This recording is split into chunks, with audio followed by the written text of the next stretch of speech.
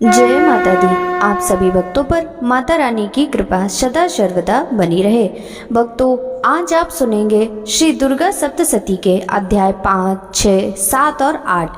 ये दिन विशेष रूप से देवी के समृद्धि और ऐश्वर्य के रूपों की पूजा के लिए समर्पित होता है। चौथे दिन श्री दुर्गा सप्तशती का पाठ पढ़ने से व्यक्ति के जीवन में सुख, समृद्धि और संपूर्ण विकास की प्राप्ति होती है।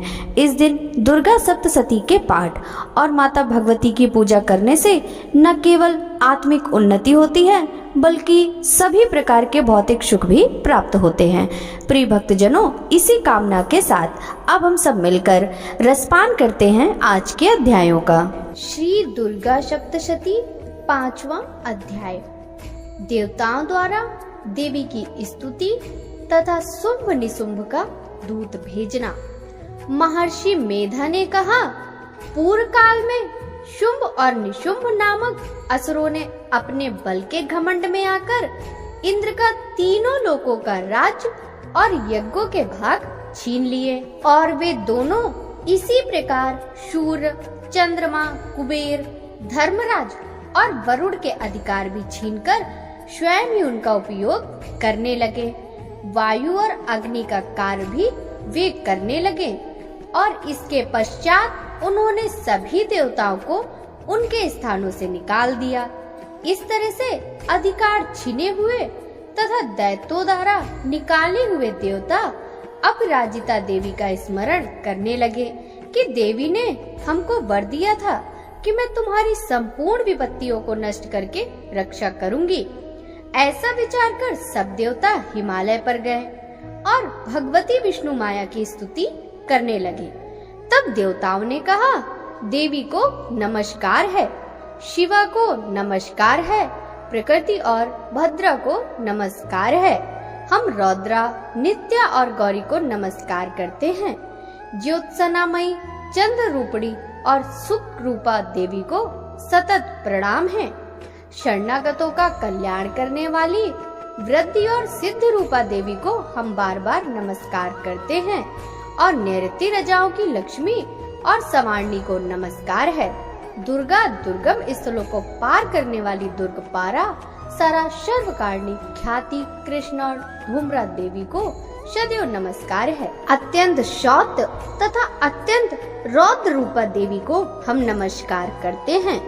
जगत की आधारभूता कृति देवी को बार बार नमस्कार करते हैं। जिस देवी को प्राणी मात्र विष्णु माया कहते हैं, उसको नमस्कार है, उसको नमस्कार है, उसको नमस्कार है। जो देवी समस्त प्राणियों में चेतना कहलाती है, उसको नमस्कार है, उसको नमस्कार है, उसको नमस्कार है। जो देवी समस्त प्राणियों में बुद्धि रूप में स्थित है, उसको नमस्कार है, उसको नमस्कार है, उसको नमस्कार है। जो देवी सभी प्राणियों में निद्रा रूप में स्थित है, उसको नमस्कार है, उसको नमस्कार है, उसको नमस्कार है। जो देवी समस्त प्राणियों में क्षुधा रूप में स्थित है, उसको नमस्कार है, उसको नमस्कार है, उसको नमस्कार है। जो देवी समस्त प्राणियों में छाया रूप में स्थित है, उसको नमस्कार है, उसको नमस्कार है, उसको नमस्कार है। जो देवी समस्त प्राणियों में शक्ति रूप में स्थित है, उसको नमस्कार है, उसको नमस्कार है, उसको नमस्कार है। जो देवी समस्त प्राणियों में त्रिशा रूप में स्थित है, उसको नमस्कार है, उसको नमस्कार है, उसको नमस्कार है। जो देवी समस्त प्राणियों में क्षमा रूप में स्थित है, उसको नमस्कार है, उसको नमस्कार है, उसको नमस्कार है। जो देवी सभी प्राणियों में जाति रूप में स्थित है, उसको नमस्कार है, उसको नमस्कार है, उसको नमस्कार है। जो देवी समस्त प्राणियों में लज्जा रूप में स्थित है, उसको नमस्कार है, उसको नमस्कार है, उसको नमस्कार है। जो देवी सभी प्राणियों में शांति रूप में स्थित है, उसको नमस्कार है, उसको नमस्कार है, उसको नमस्कार है। जो देवी समस्त प्राणियों में श्रद्धा रूप में स्थित है, उसको नमस्कार है, उसको नमस्कार है, उसको नमस्कार है। जो देवी समस्त प्राणियों में कांति रूप में स्थित है, उसको नमस्कार है, उसको नमस्कार है, उसको नमस्कार है। जो देवी समस्त प्राणियों में लक्ष्मी रूप में स्थित है, उसको नमस्कार है, उसको नमस्कार है, उसको नमस्कार है। जो देवी सभी प्राणियों में वृत्ति रूप में स्थित है, उसको नमस्कार है, उसको नमस्कार है, उसको नमस्कार है।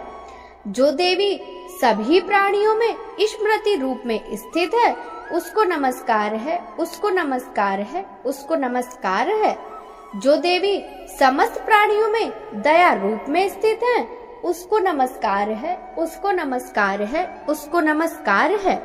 जो देवी समस्त प्राणियों में तुष्टि रूप में स्थित है, उसको नमस्कार है, उसको नमस्कार है, उसको नमस्कार है।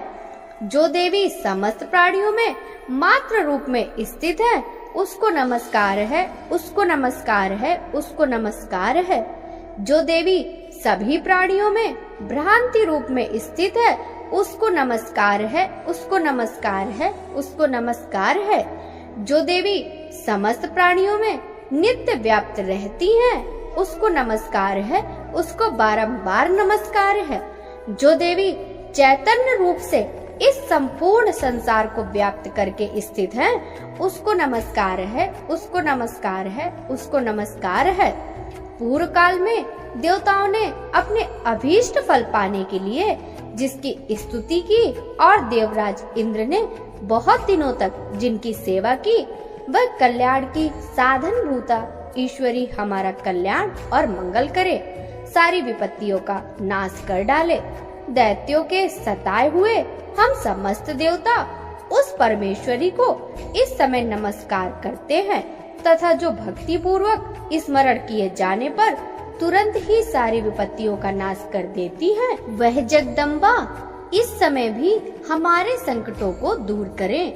महर्षि मेधा ने कहा, हे राजन, इस प्रकार जब देवता स्तुति कर रहे थे तो उसी समय पार्वती देवी गंगा में स्नान करने के लिए आई। उन सुंदर भौवें वाली देवी ने देवताओं से पूछा कि आप यहाँ किसकी स्तुति कर रहे हो? तब उनके शरीर से प्रकट होकर शिवा देवी बोली, शुंभ दैत्य के द्वारा स्वर्ग से निकाले हुए और निशुंभ से हारे हुए ये देवता मेरी ही स्तुति कर रहे हैं। पार्वती के शरीर कोश से प्रादुर्भाव होने के कारण उस देवी को संपूर्ण लोक में कौशिकी कहते हैं। कौशिकी के प्रकट होने के बाद पार्वती के शरीर का रंग काला हो गया और वे हिमालय पर रहने वाली कालिका देवी के नाम से प्रसिद्ध हुई। फिर शुंभ और निशुंभ के सेवक चंडमुंड वहां आए और उन्होंने परम मनोहर रूप वाली अंबिका देवी को देखा।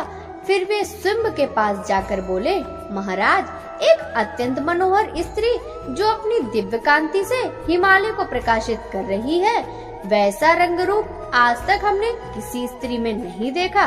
हे असुरेश, आप यह पता लगाएं कि वह कौन है और उसे ग्रहण कर लें। वह स्त्री स्त्रियों में रत्न है। वह अपने अंगों की प्रभा से 10 दिशाओं को प्रकाशित करती हुई स्थित है, इसलिए आप उसे देख लें। हे प्रभु, तीनों लोकों के हाथी, घोड़े और मणि इत्यादि जितने भी रत्न हैं, वे सब आपके सामने आपके घर में शोभायमान हैं। हाथियों में रत्न रूप एरावत हाथी, यह पारिजात वृक्ष और उच्चश्रवा घोड़ा तो आप इंद्र से ले आए हैं। हंसों द्वारा जुता हुआ मिवान जो ब्रह्मा जी के पास था, वह भी आपके पास है।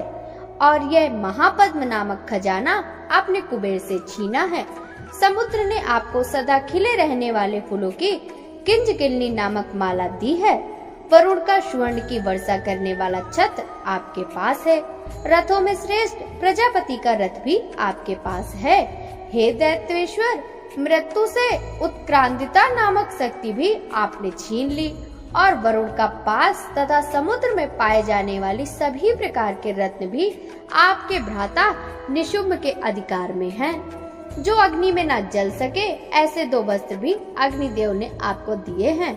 हे दैतेंद्र, इस प्रकार सारी रत्न रूपी वस्तुएं आप संग्रह कर चुके हैं, तो फिर स्त्रियों में रत्न रूप यह कल्याणकारी अनुपम स्त्री आप क्यों नहीं ग्रहण करते? महर्षि मेधा बोले, चंडमुंड का यह वचन सुनकर शुंभ ने महादैत्य शुग्रीव को दूत बनाकर देवी के पास भेजा और कहा, तुम मेरी आज्ञा से वहां जाकर ये बातें कहना और ऐसा उपाय करना जिससे वह प्रसन्न होकर तुरंत मेरे पास चली आए। वह दूत पर्वत के उस रमणीय भाग में पहुंचा जहां देवी रहती थी। दूत ने मधुर वाणी में कहा, हे देवी, असुर राज शुंभ जो इस समय तीनों लोकों का स्वामी है, मैं उसका दूत हूँ और यहाँ तुम्हारे पास आया हूँ। सभी देवता उसकी आज्ञा एक स्वर में मानते हैं। अब उसने जो संदेश भेजा है वह सुनो। उसने कहा है, इस समय संपूर्ण त्रिलोक मेरे अधिकार में है और सारे यज्ञों के भाग को पृथक पृथक मैं ही लेता हूँ और तीनों लोक में जितने श्रेष्ठ रत्न हैं वे सब मेरे पास हैं। देवराज इंद्र का वाहन ऐरावत हाथी मैंने उससे छीन लिया। उच्चैश्रवा घोड़ा जो क्षीर सागर के मंथन से प्रकट हुआ था उसे देवताओं ने मुझे समर्पित किया। हे सुंदरी, इनके अतिरिक्त और भी जो रत्नभूषण आदि पदार्थ देवताओं, गंधर्वों और नागों के पास थे वह सब मेरे पास हैं। हे देवी, मैं तुम्हें संसार की स्त्रियों में रत्न मानता हूँ। तुम मेरे पास आ जाओ, क्योंकि रत्नों का उपभोग करने वाला मैं ही हूँ। हे चंचल कटाक्षों वाली सुंदरी, तुम मेरी या मेरे पराक्रमी भाई निशुंभ की सेवा में आ जाओ। मेरा वरण करने से तुम्हें अतुल महान ऐश्वर्य प्राप्त होगा। तुम अपनी बुद्धि से यह विचार कर मेरी पत्नी बनो। महर्षि मेधा ने कहा, दूत के ऐसा कहने पर संपूर्ण जगत का कल्याण करने वाली भगवती दुर्गा मन ही मन गंभीर भाव से मुस्कुराई और इस प्रकार बोली, हे दूत, तुमने जो कुछ कहा वह सत्य है और इससे तनिक भी झूठ नहीं। शुंभ इस समय तीनों लोकों का स्वामी है और निशुंभ भी उसी की तरह पराक्रमी है। किंतु इस संबंध में मैंने जो प्रतिज्ञा कर रखी है उसे सुनो। जो मुझे युद्ध में जीत लेगा मेरे अभिमान को खंडित करेगा और मेरे समान बलशाली होगा, वही मेरा स्वामी होगा। इसलिए शुंभ अथवा निशुंभ स्वयं ही यहाँ पधारे और मुझे जीतकर शीघ्र ही मुझसे विवाह कर लें। इसमें देरी की क्या आवश्यकता है?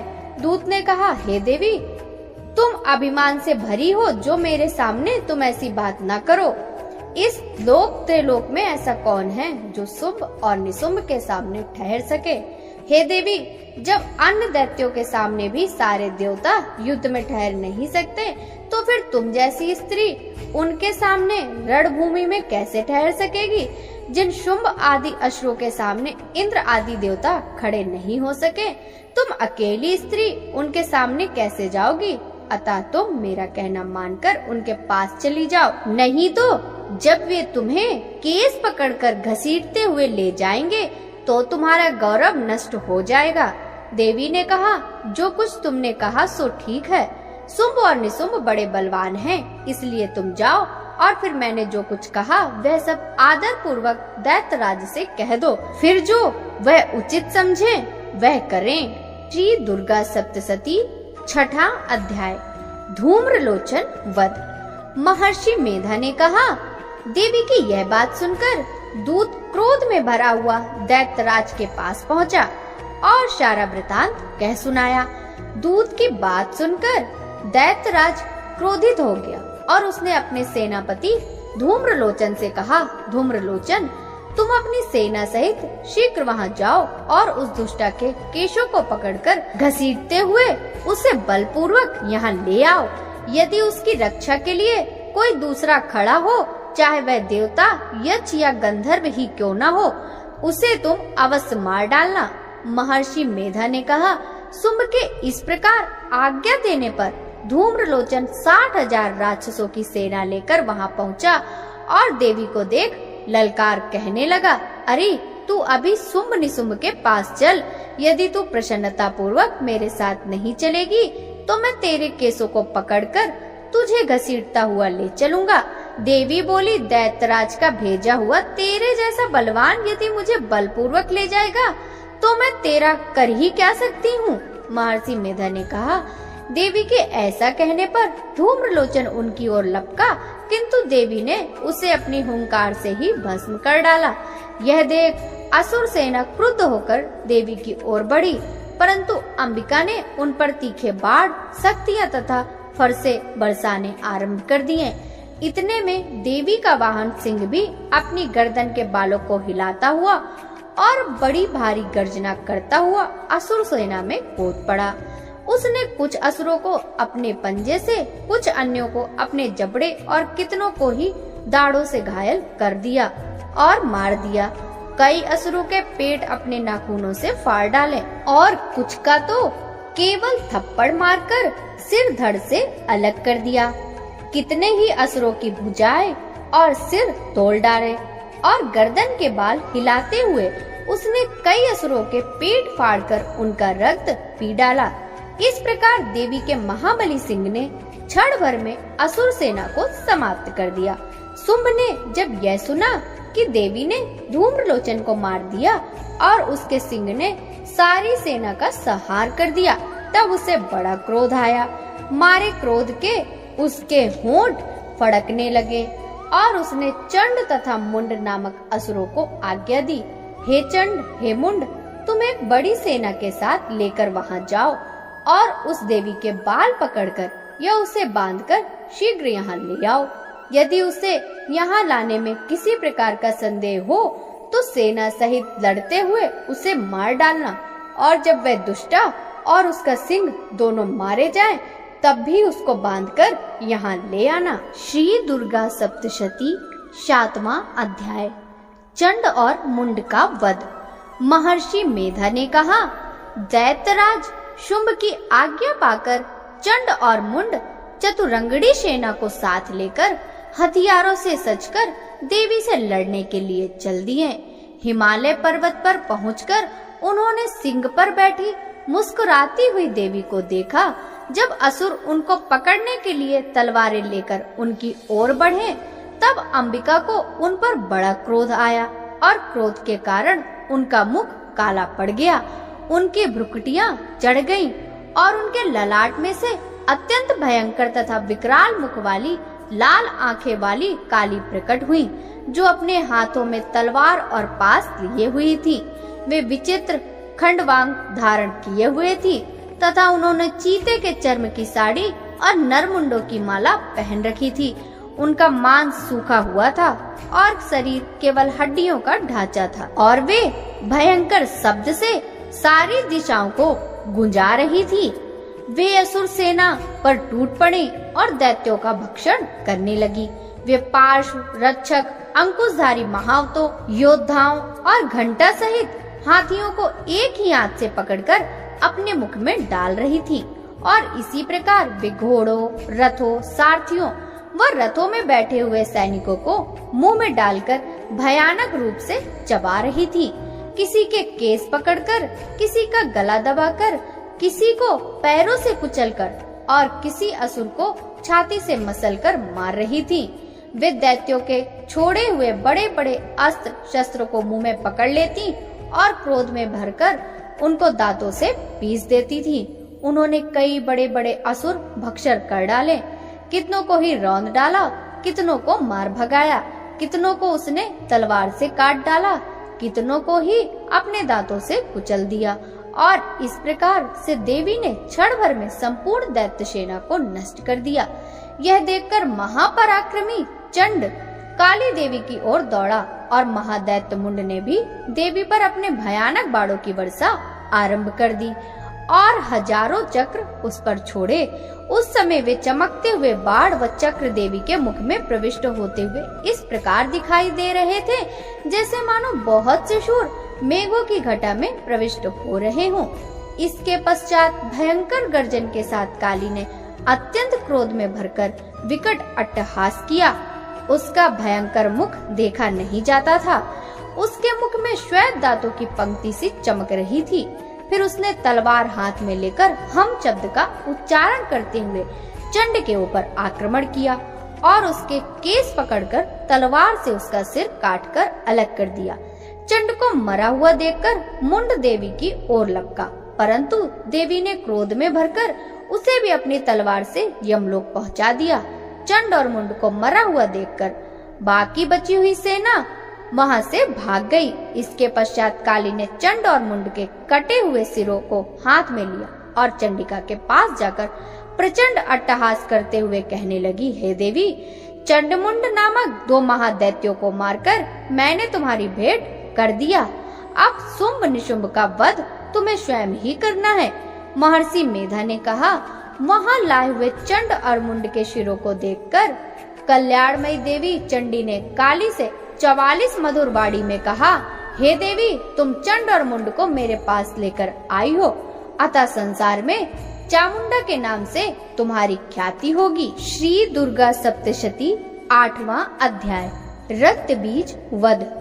महर्षि मेधा ने कहा, चंड और मुंड नामक असुरों के मारे जाने से और बहुत सी सेना के नष्ट हो जाने से दैत्यों के प्रतापी राजा शुंभ ने क्रोध में भरकर अपनी सेना को युद्ध के लिए तैयार होने की आज्ञा दी। उसने कहा, अब उदयुद्ध नामक 86 असुर सेनापति अपनी सेनाओं के साथ युद्ध के लिए जाएं और कंबु नामक 84 सेनायायक भी युद्ध के लिए निकले। कोटिवीर नामक 50 सेनापति और धौम्रकुल नाम के 100 सेनापति सेना सहित प्रस्थान करें। कालक, दौहर्द, मौर और काल के ये दैत्य भी मेरी आज्ञा से तैयार होकर युद्ध के लिए कूच करे। भयानक शासन करने वाला असुरों का राजा शुंभ इस प्रकार आज्ञा देकर बहुत बड़ी सेना के साथ युद्ध के लिए चला। उसकी भयंकर सेना को अपनी ओर आता देख चंडिका ने अपने धनुष की टंकार से पृथ्वी और आकाश के बीच का भाग गुंजा दिया। हे राजन, इसके पश्चात देवी के सिंह ने भी जोर जोर से दहाड़ना आरंभ कर दिया और अंबिका के घंटे के शब्दों ने उस ध्वनि को और भी भयंकर बना दिया। धनुष की टंकार, सिंह की दहाड़ और घंटे के शब्द से सारी दिशाएं गूंज उठी और इसके साथ ही देवी ने अपने मुख को और भी भयानक बना लिया। ऐसे भयंकर शब्द को सुनकर असुर सेना ने देवी तथा सिंह को चारों ओर से घेर लिया। हे राजन, उस समय दैत्यों के विनाश के लिए और देवताओं के अभ्युदय के लिए ब्रह्मा, शिव, कार्तिकेय, विष्णु तथा इंद्र आदि देवताओं की शक्तियां जो अत्यंत पराक्रम और बल से संपन्न थी, उनके शरीर से निकलकर उसी रूप में चंडिका देवी के पास गई। जिस देवता का जैसा रूप था, जैसी वेशभूषा थी और जैसा वाहन था, वैसे ही रूप, वेशभूषा और वाहन से संपन्न होकर उन देवताओं की शक्तियां दैत्यों से युद्ध करने के लिए आईं। सर्वप्रथम हंस युक्त विमान में बैठकर और रुद्राक्ष की माला तथा कमंडल धारण करके ब्रह्मा जी की शक्ति ब्रह्माणी आई। फिर वृषभ पर सवार होकर हाथ में त्रिशूल लेकर महानाग का कंकड़ पहनकर और मस्तक में चंद्र रेखा से विभूषित होकर भगवान शंकर की शक्ति महेश्वरी आई। मोर पर आरूढ़ होकर और हाथ में शक्ति लिए दैत्यों से युद्ध करने के लिए कार्तिकेय जी की शक्ति रूपा जगदम्बिका उन्हीं का रूप धारण करने आई। इसी प्रकार भगवान विष्णु की शक्ति गरुड़ पर सवार होकर शंख, चक्र, धनुष, गदा और खड़ग हाथ में लिए हुए आई। श्री हरि की शक्ति वाराही वाराह का शरीर धारण करके आई और नरसिंह की समान शरीर धारण करके उनकी शक्ति नारसिंही भी आई। उसकी गर्दन के बालों के झटके से आकाश के तारे टूट पड़ते थे। इस प्रकार देवराज इंद्र की शक्ति ऐन्द्री भी हाथ में वज्र लेकर और ऐरावत के ऊपर सवार होकर आई। उसके भी सहस्त्र नेत्र थे। इसके पश्चात इन देव शक्तियों से घिरे हुए भगवान महादेव ने चंडिका से कहा, मेरी प्रसन्नता के लिए तुम शीघ्र ही इन असुरों को मार दो। फिर देवी के शरीर में अत्यंत भयानक रूप वाली सैकड़ों गीदड़ियों के समान आवाज करने वाली चंडिका शक्ति प्रकट हुई। उस अपराजिता देवी ने धूमिल जटा वाले भगवान महादेव से कहा, हे प्रभु, आप मेरी ओर से दूत बनकर शुंभ और निशुंभ के पास जाइए और उन अत्यंत गर्वीले असुरों से कहिए तथा उनके अतिरिक्त और जो भी असुर वहाँ युद्ध के लिए उपस्थित हो उनसे भी कहिए, हे दैत्यों, यदि तुम जीवित रहना चाहते हो तो त्रिलोक का राज इंद्र को सौंप दो। देवताओं को उनका यज्ञ भाग मिलना आरंभ हो जाए और तुम पाताल को लौट जाओ। किंतु यदि बल के घमंड से तुम्हारी लड़ने की इच्छा हो तो फिर आ जाओ। तुम्हारे मांस से मेरी योगिनियां तृप्त होंगी। चूँकि उस देवी ने भगवान शिव को दूत के कार्य में नियुक्त किया था, इसलिए वे संसार में शिवदूती के नाम से विख्यात हुई। भगवान शिव से देवी का संदेश पाकर वे दैत्य क्रोध से भर गए और जिस स्थान पर देवी विराजमान थी वहां पहुंचकर बाणों, शक्तियों आदि की वर्षा करने लगे। देवी ने उनके फेंके हुए बाणों, शक्तियों, त्रिशूल और फरसों को अपने बाणों से काट डाला और काली देवी उस देवी की आगे खड़ी होकर शत्रुओं को त्रिशूल के प्रहार से विदीर्ण करने लगी और खटवांग से कुचलने लगी। ब्रह्माणी जिस ओर दौड़ती थी उसी ओर अपने कमंडलू का जल छिड़ककर दैत्यों के ओज और बल को नष्ट कर देती थी। इसी प्रकार माहेश्वरी त्रिशूल से, वैष्णवी चक्र और अत्यंत कोपाली कौमारी शक्ति द्वारा असुरों को मार रही थी। इंद्री के वज्र के प्रहार से सैकड़ों दैत्य रक्त की धारा बहाते हुए पृथ्वी पर सो गए। वराही ने कई राक्षसों को अपने थूथुन द्वारा मृत्यु के घाट उतार दिया। दाढ़ों के अग्रभाग से कई राक्षसों की छाती को चीर डाला और चक्र की चोट से कितनों को ही विदीर्ण करके धरती पर गिरा दिया। बड़े बड़े दैत्यों को नारसिंही अपने नखों से विदीर्ण करके भक्षण कर रही थी और सिंहनाद से दसों दिशाओं को गूंजती हुई रणभूमि में विचर रही थी। शिवदूती के प्रचंड अट्टहास से कितने ही असुर भयभीत होकर पृथ्वी पर गिर पड़े और उनके गिरते ही उसने अपना ग्रास बना लिया। इस तरह क्रोध में भरे हुए मात्र गरुड़ द्वारा नाना प्रकार के उपायों से बड़े बड़े दैत्यों को मरते हुए देखकर असुर सेना भाग खड़ी हुई और उस सेना को इस प्रकार भागता देख रक्तबीज नामक महापराक्रमी दैत्य क्रोध में भरकर युद्ध के लिए आगे आया। उसके शरीर से रक्त के बूंदे जैसे ही पृथ्वी पर गिरती थी, तुरंत वैसे ही शरीर वाला तथा वैसा ही शक्तिशाली दैत्य पृथ्वी पर उत्पन्न हो जाता था। रक्तबीज गदा हाथ में लेकर ऐन्द्री के साथ युद्ध करने लगा। जब ऐन्द्री शक्ति ने अपने वज्र के उस पर प्रहार किया तो घायल होने के कारण उसके शरीर से बहुत सा रक्त बहने लगा और उसकी प्रत्येक बूंद से उसके समान रूप वाले तथा बलशाली अनेक दैत्य भयंकर रूप में प्रकट हो गए। वे सभी दैत्य रक्त बीज के समान ही बलवान और तेज थे। रक्त से उत्पन्न हुए वे दैत्य भी भयंकर अस्त्र शस्त्र लेकर देवियों के साथ लड़ने लगे। जब फिर ऐन्द्री के वज्र के प्रहार से उसके मस्तक पर चोट लगी और रक्त बहने लगा, तब उससे हजारों पुरुष उत्पन्न हो गए। वैष्णवी ने चक्र से और ऐन्द्री ने गदा से रक्त बीज पर प्रहार किया। वैष्णवी के चक्र से घायल होने पर उसके शरीर से जो रक्त बहा, उससे हजारों महादैत्य उत्पन्न हुए जिनके द्वारा संपूर्ण जगत व्याप्त हो गया।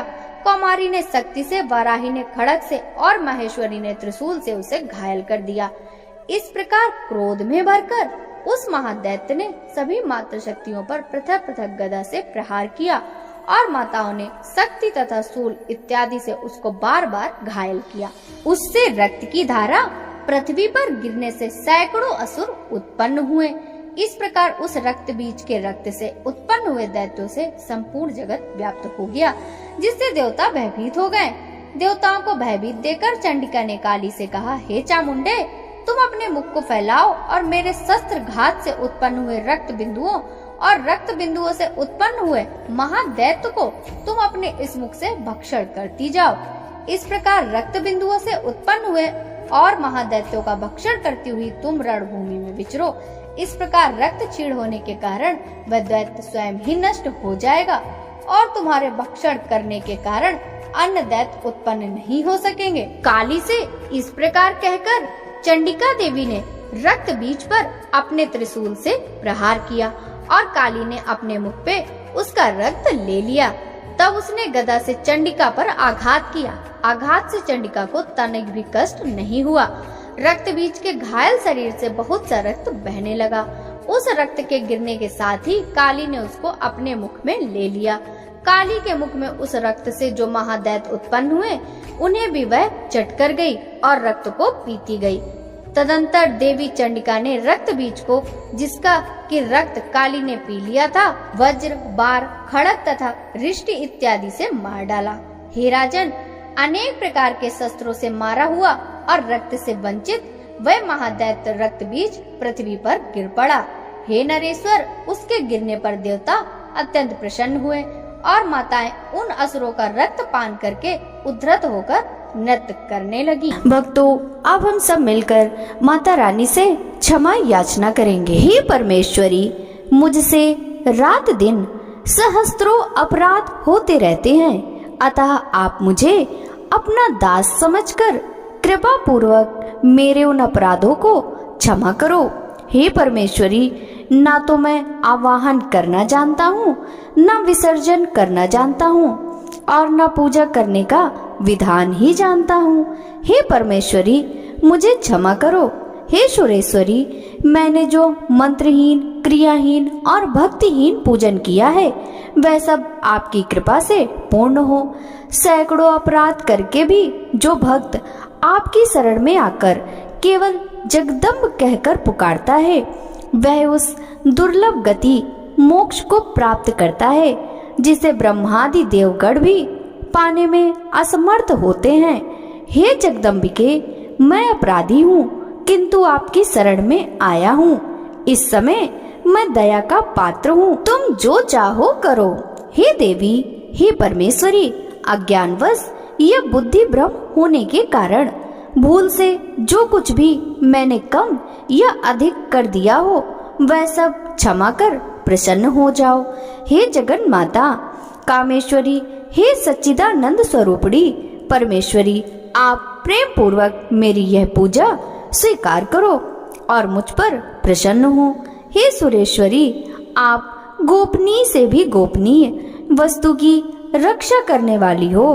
आप मेरे द्वारा किए हुए इस जप को ग्रहण करके मेरे सभी अपराध क्षमा करो। हे देवी, हे महेश्वरी, आपकी कृपा से मुझे सिद्धि प्राप्त हो।